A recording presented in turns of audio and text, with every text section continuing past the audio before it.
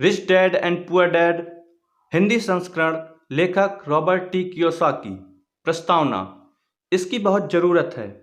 क्या स्कूल बच्चों को असली ज़िंदगी के लिए तैयार करता है? मेरी मम्मी डैडी कहते थे, मेहनत से पढ़ो और अच्छे नंबर लाओ, क्योंकि ऐसा करोगे तो एक अच्छी तनख्वाह वाली नौकरी मिल जाएगी। उनके जीवन का लक्ष्य यही था कि मेरी बड़ी बहन और मेरी कॉलेज की शिक्षा पूरी हो जाए।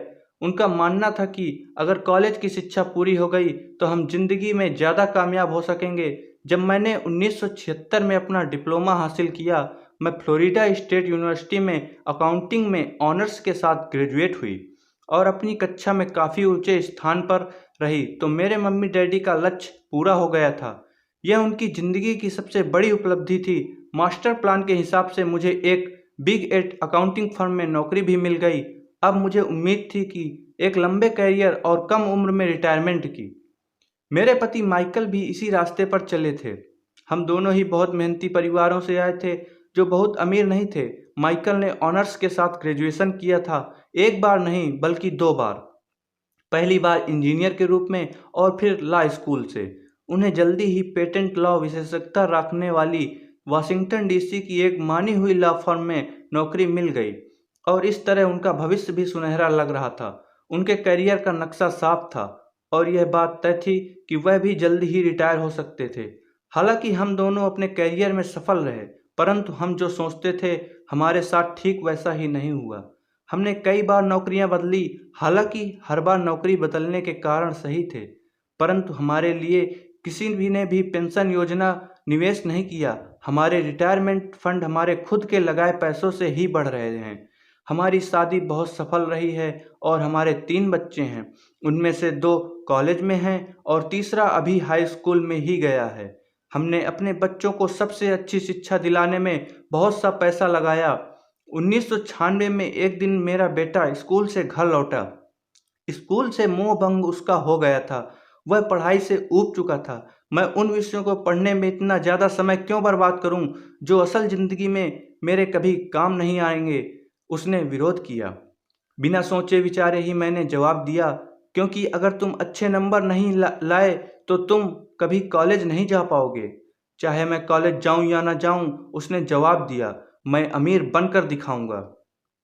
अगर तुम कॉलेज से ग्रेजुएट नहीं हुए तो तुम्हें कोई अच्छी नौकरी नहीं मिलेगी। मैंने एक माँ की तरह चिंतित और आतंकित होकर कहा, बिना अच्छी नौकरी के तुम किस तरह अमीर बनने के सपने देख सकते हो? मेरे बेटे ने मुस्कुराकर अपने सिर को बोरियत भरे अंदाज में हिलाया। हम ये चर्चा पहले भी कई बार कर चुके थे।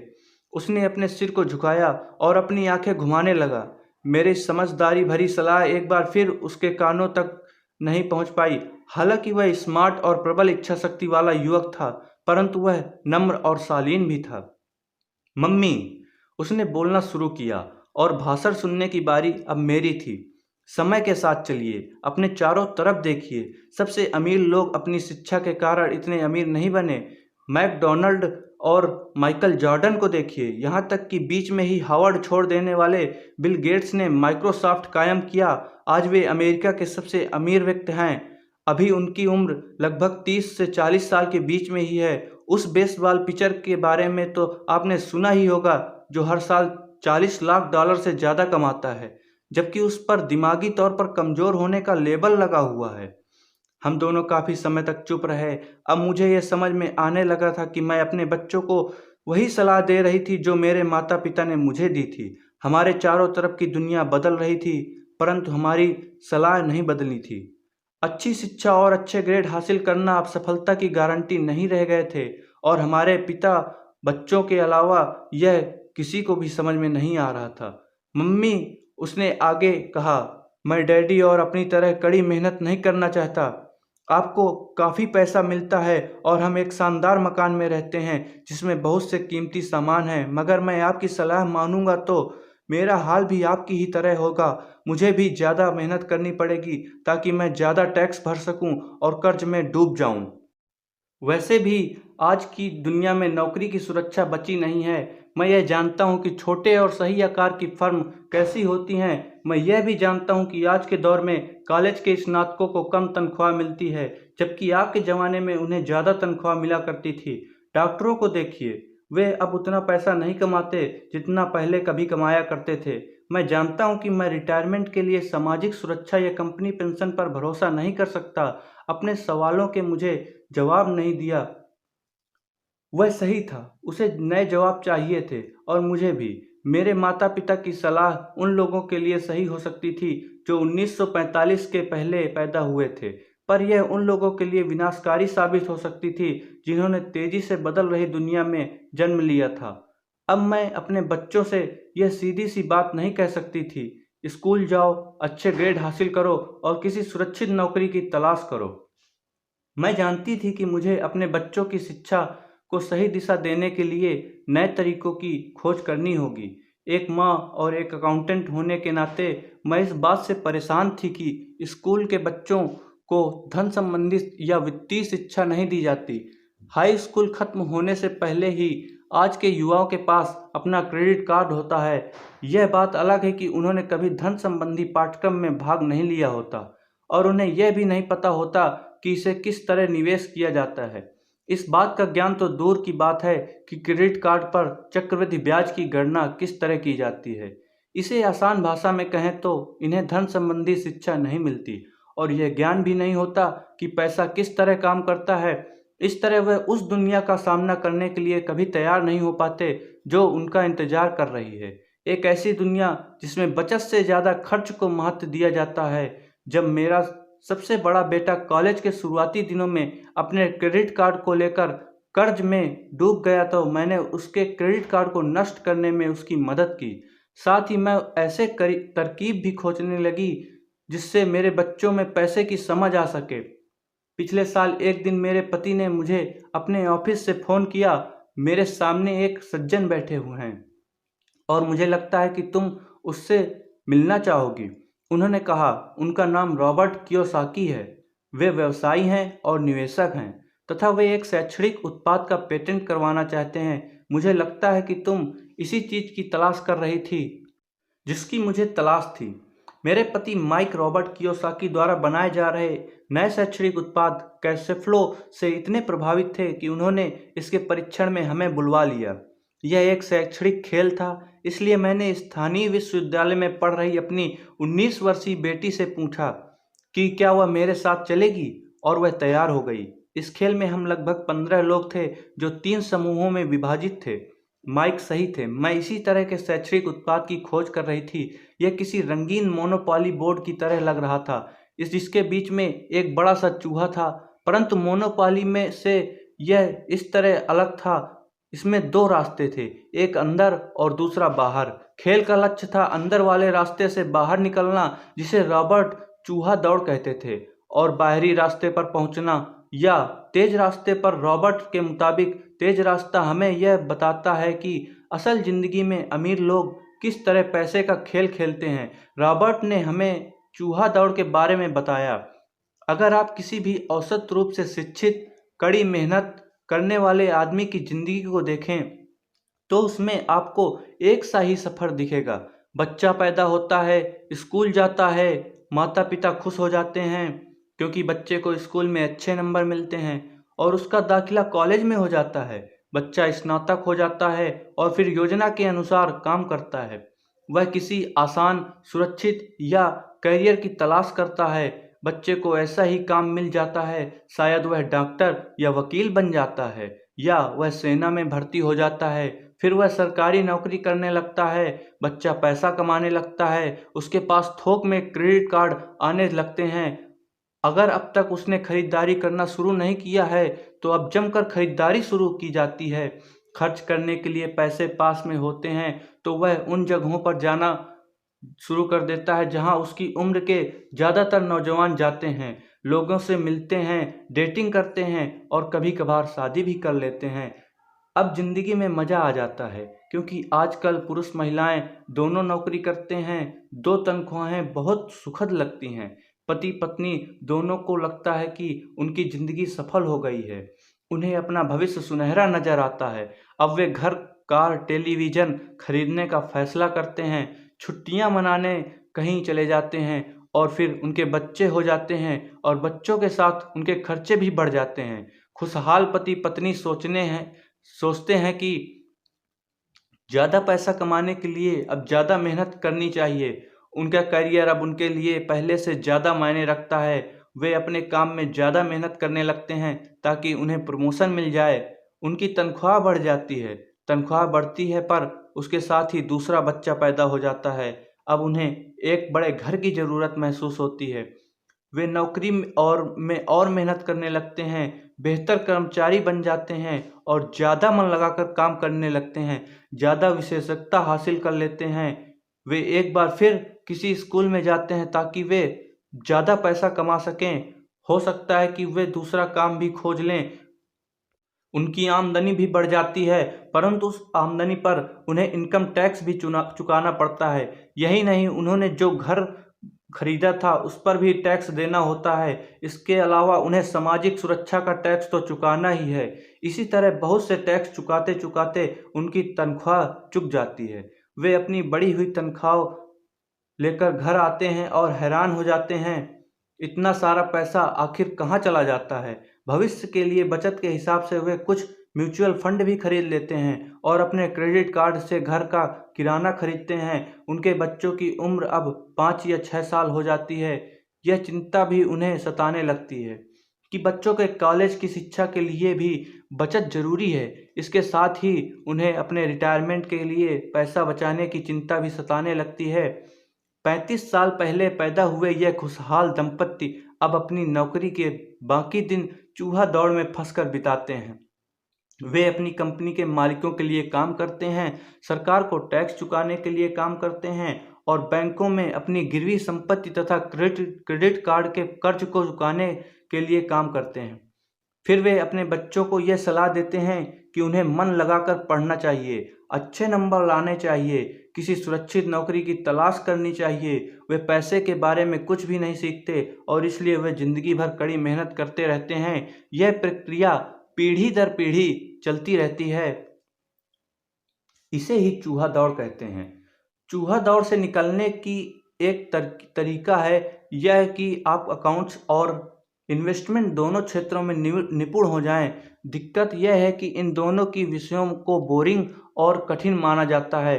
मैं खुद एक सीपीए हूं और मैंने बिग 8 अकाउंटिंग फर्म के लिए काम किया है। मुझे यह देखकर ताज्जुब हुआ कि रॉबर्ट ने इन दोनों बोरिंग और कठिन विषयों सीखना कितना रोचक और सरल तथा रोमांचक बना दिया था।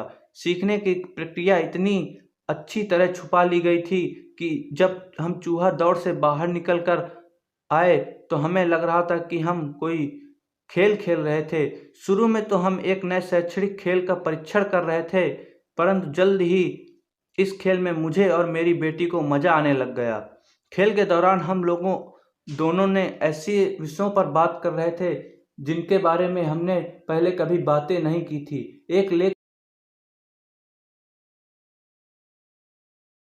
एक लेखापाल होने के कारण इनकम स्टेटमेंट और बैलेंस शीट से जुड़ा खेल खेलने में मुझे कोई परेशानी नहीं हुई।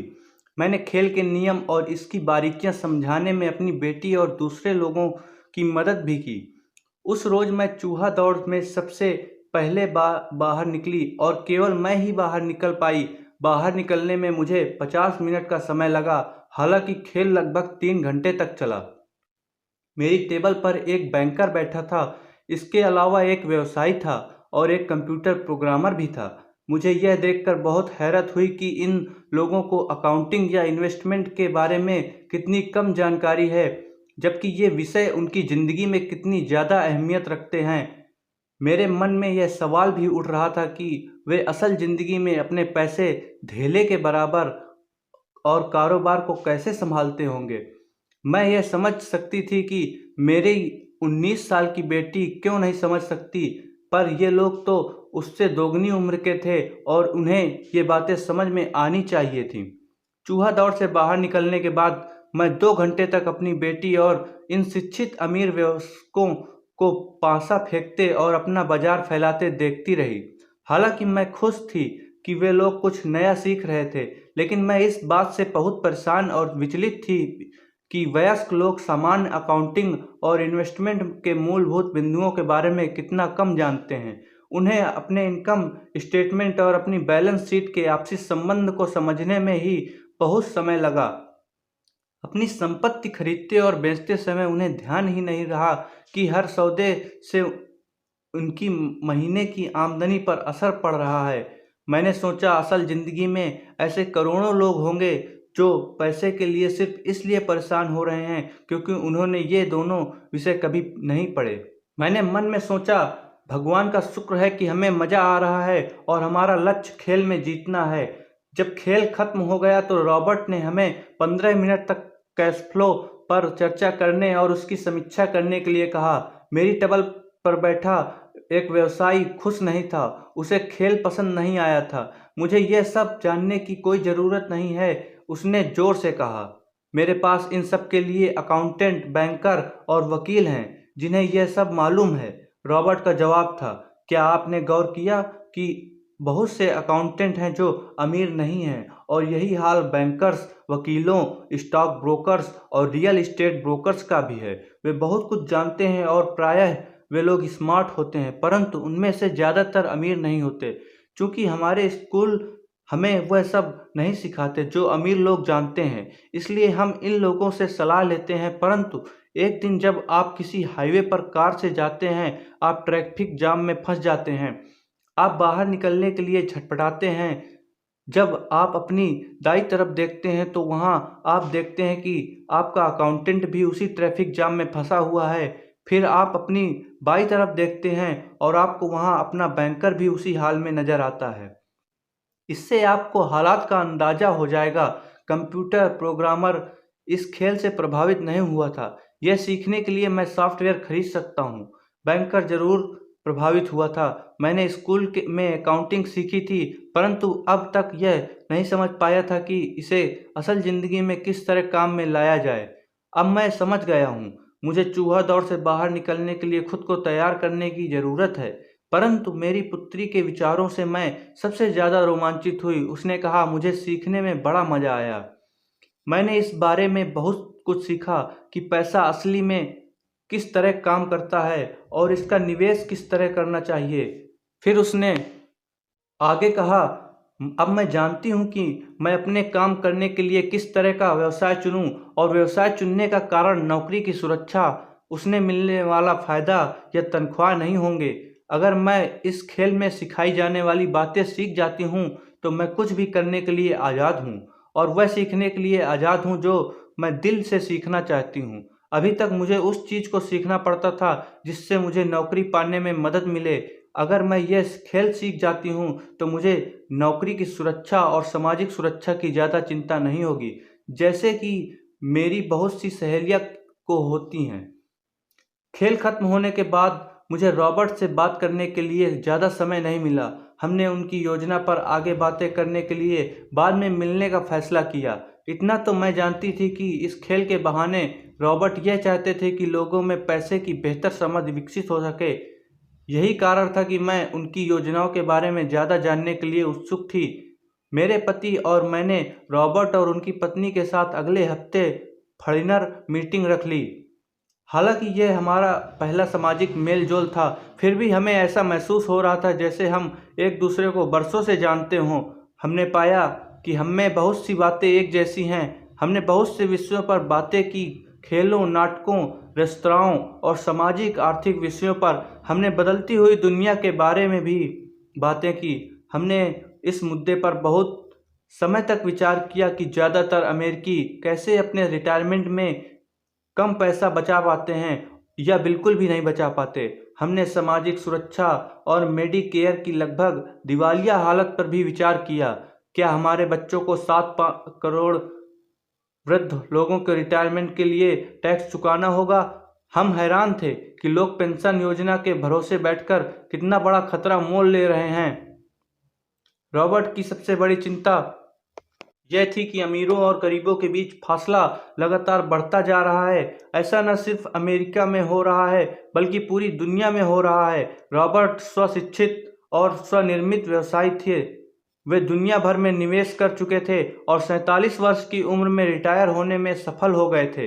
वे काम इसलिए कर रहे थे क्योंकि उन्हें भी वह चिंता जो मुझे अपने बच्चों को लेकर सता रही थी वे जानते थे कि दुनिया बदल चुकी है, परंतु इसके बावजूद शिक्षा पद्धतियां बिल्कुल भी नहीं बदली थी। रॉबर्ट के अनुसार बच्चे सालों तक दकियानूसी शिक्षा पद्धति में अपना समय गुजारते हैं और ऐसी विषय पढ़ते हैं जो उनके जीवन में कभी भी कहीं भी काम नहीं आती, और वे ऐसे दुनिया के लिए तैयार करते हैं जिसका अब नामो निशान भी नहीं बचा। आज आप किसी भी बच्चे को जो सबसे खतरनाक सलाह दे सकते हैं वह है स्कूल जाओ, अच्छे नंबर लाओ और कोई सुरक्षित नौकरी ढूंढो। उन्होंने कहा यह पुरानी सलाह है और यह खराब सलाह है। अगर आप यह देख सकते हैं कि एशिया, यूरोप, दक्षिण अमेरिका में क्या हो रहा है तो आप भी इतनी ही चिंतित होंगी जितना कि मैं। रॉबर्ट के अनुसार यह बुरी सलाह है, क्योंकि अगर आप चाहते हैं कि आपके बच्चे का भविष्य आर्थिक रूप से सुरक्षित हो तो आप पुराने नियमों के सहारे नए खेल को नहीं खेल सकते। यह बहुत खतरनाक होगा। मैंने उससे पूछा कि पुराने नियमों से उसका क्या मतलब है। मेरी तरह के लोग अलग अलग तरह के नियमों से खेलते हैं और आपकी तरह के लोग पुराने नियमों के लीक पर ही चलते हैं। उन्होंने कहा, क्या होता है जब कोई कॉर्पोरेशन स्टाफ कम करने की घोषणा करता है? लोगों को नौकरी से निकाल दिया जाता है, परिवार तबाह हो जाते हैं, बेरोजगारी बढ़ जाती है। हाँ, परंतु कंपनी पर इसका क्या असर पड़ता है, खासकर जब वह कंपनी स्टॉक एक्सचेंज में दर्ज हो। जब स्टॉक एक्सचेंज की घोषणा होती है तो स्टॉक की कीमत बढ़ जाती है। मैंने कहा, जब कंपनी तनख्वाह का खर्च कम करती है तो बाजार इस बात को पसंद करती है, ऐसा चाहे स्टाफ कम करके किया जाए या फिर कंप्यूटर के माध्यम से किया जाए। उन्होंने कहा, आप ठीक कह रही हैं। और जब स्टॉक की कीमतें बढ़ती हैं तो मेरी तरह के लोग, यानी जिनके पास उस कंपनी के शेयर होते हैं, वे ज़्यादा अमीर हो जाते हैं। अलग तरह के नियमों से मेरा यही आशय था। कर्मचारी हारते हैं, मालिक और निवेशक जीतते हैं। रॉबर्ट कर्मचारी और मालिक के बीच के फ़र्क को समझा रहे थे। यह फ़र्क था अपनी किस्मत पर खुद अपना नियंत्रण होना या फिर अपनी किस्मत पर किसी दूसरे का नियंत्रण होना। परंतु ज़्यादातर लोग यही नहीं समझते कि ऐसा क्यों होता है। मैंने कहा, उन्हें लगता है कि यह ठीक नहीं है। उसका जवाब था, इसलिए तो बच्चों को यह कहना मूर्खता है, अच्छी शिक्षा प्राप्त करो। यह सोचना मूर्खता है कि स्कूलों में दी जा रही शिक्षा से बच्चे उस दुनिया का सामना करने के लिए तैयार हो जाएंगे जिसमें वे कॉलेज के बाद पहुंचने वाले हैं। हर बच्चे को ज़्यादा शिक्षा की ज़रूरत है, एक अलग तरह की शिक्षा की, और उन्हें नए नियमों को जानने की भी ज़रूरत है। अलग तरह के नियमों को जानने की। धन के कुछ नियम होते हैं जिनसे अमीर लोग खेलते हैं और धन के कुछ और नियम होते हैं जिनसे बाकी 95% लोग खेलते हैं, और ये 95% लोग उन नियमों को अपने घर और स्कूल में सीखते हैं। इसलिए आजकल किसी भी बच्चे यह कहना खतरनाक है, मन लगाकर पढ़ो और अच्छी नौकरी खोजो। आज बच्चों को अलग तरह की शिक्षा की ज़रूरत है और आज की शिक्षा नीति उन्हें कुछ मूलभूत बातें नहीं सिखा पा रही। इस बात से कोई फर्क नहीं पड़ता कि क्लासरूम में कितने कंप्यूटर रखे हैं या स्कूल कितना पैसा खर्च कर रहा है। जब शिक्षा नीति में वह विषय ही नहीं है तो उसे किस तरह पढ़ाया जा सकता है। अब सवाल यह उठता है कि किस तरह माता पिता अपने बच्चों को वह सिखाते हैं जो वे स्कूल में सीख नहीं पाते। आप अपने बच्चे को अकाउंटिंग किस तरह सिखाते हैं? क्या इससे वे बोर नहीं हो जाते? और आप उन्हें किस तरह निवेश करना सिखाएंगे जब एक पालक के रूप में आप खुद निवेश के खतरे से डरते हैं? अपने बच्चों को सुरक्षित जीवन के लिए तैयार करने के बजाय मैंने यह बेहतर समझा कि उन्हें रोमांचक जीवन के लिए तैयार किया जाए। तो आप किस तरह किसी बच्चे को धन और उन सब चीज़ों के बारे में सिखा सकते हैं जिन पर हमने कभी विचार ही नहीं किया? मैंने रॉबर्ट से पूछा। हम किस तरह इसे माता पिता के लिए आसान बना सकते हैं, खासकर तब जब उन्हें खुद ही उसकी समझ ना हो? उन्होंने कहा, मैंने इस विषय पर एक पुस्तक लिखी है। वह पुस्तक कहाँ है? मेरे कंप्यूटर में। यह बरसों से ही वहीं बिखरी पड़ी है। मैं कभी कभार उसमें कुछ बातें जोड़ देता हूँ, परंतु मैं आज तक उसे भी इकट्ठा नहीं कर पाया। मैंने इस पुस्तक को तब लिखना शुरू किया था जब मेरी पहली पुस्तक बेस्ट सेलर हो गई थी, परंतु मैं अभी तक अपनी नई पुस्तक को पूरा नहीं कर पाया हूँ। यह अभी भी खंडों में है और वह पुस्तक निश्चित रूप से खंडों में ही थी। उन बेतरतीब खंडों को पढ़ने के बाद मैंने यह फैसला किया कि पुस्तक निश्चित रूप से बेहतरीन थी और समाज में इसकी बहुत ज़रूरत थी। खासकर ऐसे समय में जब दुनिया तेजी से बदल रही थी, हम दोनों तत्काल इस निर्णय पर पहुंचे कि रॉबर्ट की पुस्तक में यह सहलेखक बन जाऊं। मैंने उनसे पूछा कि उनके विचार से किसी बच्चे को कितनी वित्तीय शिक्षा की ज़रूरत होती है। उन्होंने कहा कि यह बच्चे पर निर्भर करता है। अपने बचपन में ही उन्होंने यह जान लिया था कि वे अमीर बनना चाहते थे और उन्हें एक ऐसे विस्तार पूर्वक व्यक्ति से मिलना था जो अमीर थे और उनका मार्गदर्शन करने के इच्छुक भी थे। रॉबर्ट का कहना था कि शिक्षा की सफलता की नींव है। जिस तरह स्कूल में सीखी गई बातें बहुत महत्वपूर्ण होती हैं, उसी तरह धन संबंधी समझ और बोलने की कला भी महत्वपूर्ण होती है। आगे की कहानी रॉबर्ट के दो डैडियों के बारे में है, जिनमें एक अमीर है और दूसरे गरीब। इनके जरिए रॉबर्ट उन रहस्यों को बताएंगे जो उन्होंने अपने जीवन में सीखे हैं। दोनों डैडियों के बीच का अंतर एक खास बात उजागर करता है।